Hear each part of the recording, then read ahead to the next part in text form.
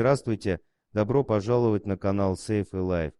Страшное и одновременно удивительное происшествие случилось на днях в Порт-Элизабет и ее другом Таксой. Все началось, что она решила сменить привычный маршрут, будто предчувствую, что кому-то нужна ее помощь. Шармен Киви, пенсионерка 63 лет, ранним утром вышла погулять со своим псом Джорджем, но почему-то, и это первое чудо в этой истории, Шармен свернула совсем не туда, где обычно выгуливала своего любимца. Они шли незнакомой дорогой, когда вдруг Джордж покинул свою хозяйку и побежал в сторону бетонной плиты, которая скрывала под собой яму со сточной трубой. Решив, что пес учуял кошку, женщина позвала Джорджа, но тот не отреагировал. Шармен ничего не оставалось, как направиться в ту сторону. В этот момент женщине послышался очень тихий детский плач. Став на четвереньки и приложив ухо к плите, она отчетливо услышала, как бедная кроха всхлипывает внизу. Осознав,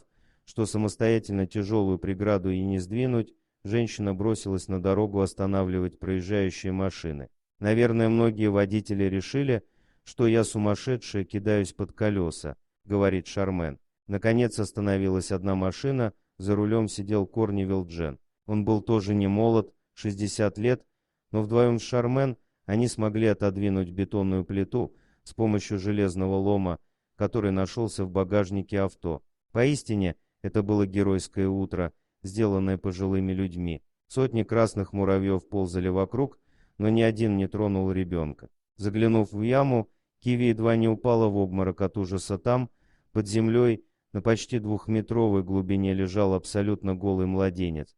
Тогда Корни быстро спустился в яму. Она была столь узкой, что я не мог нагнуться, рассказывает мужчина. Я был вынужден опуститься на колени, чтобы дотянуться до ребенка.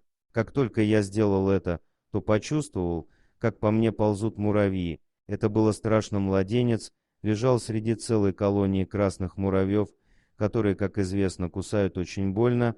Чтобы задокументировать наличие преступления против жизни малыша, Корни сделал несколько фото и передал мобильный Шармен. Я не знал, была ли девочка ранена, поэтому действовал очень осторожно и очень медленно, продолжает он. Она была такой маленькой. Я достал ее и попросил Шармен вызвать скорую помощь. Не знаю, кто мог сотворить такое, но я очень рад, что помог спасти эту крошечную жизнь. Приехавшие врачи забрали девочку в реанимацию. Укусов на ее тельце не было ни одного. Она жива и скоро будет здорова. В больнице Найденку обследовали. Обнаружили гипотермию, переохлаждение и респираторные проблемы. Пуповина малышки все еще не была перерезана. Это значит, что девочка родилась не в роддоме. В остальном же врачи дают очень благоприятные прогнозы. По-видимому, кроха пролежала в ливневке всего несколько часов и была найдена как раз вовремя, чтобы не погибнуть. Полиция уже взялась расследовать это дело. Власти призывают нерадивую мать раскаяться, а также просят свидетелей преступления дать свои показания. Допускают, что преступница могла прибыть из другого города. Кроме того, абсолютно ясно, что едва родившая женщина не смогла бы самостоятельно поднять бетонную плиту и положить в яму ребенка. Ей определенно кто-то помогал, а может быть заставлял. В этом деле пока много неизвестного и странного, но главное, что кроха жива. Я искренне рада, что Господь направил меня в то утро, улыбается Шармен. Я обычно не бываю в том районе. Что за странность случилась тогда со мной и Джорджем, понятия не имею.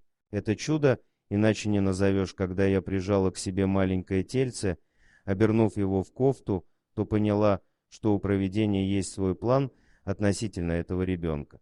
Я не могу представить, что мать могла равнодушно выбросить дочку. Наверное, ей было в тот момент очень трудно. Согласен с ней Корни, отец 3 детей. Зато наша малышка сильный боец, считает он. Хоть замерзла и заразилась вирусной инфекцией, но выздоравливает очень быстро. Сейчас девочка находится в госпитале. Ей дали красивое весеннее имя Грейс Эйприл от месяца апреля, когда она была найдена. Весит Грейс целых 3 килограмма. Надеемся, что ее мать одумается и явится с повинной.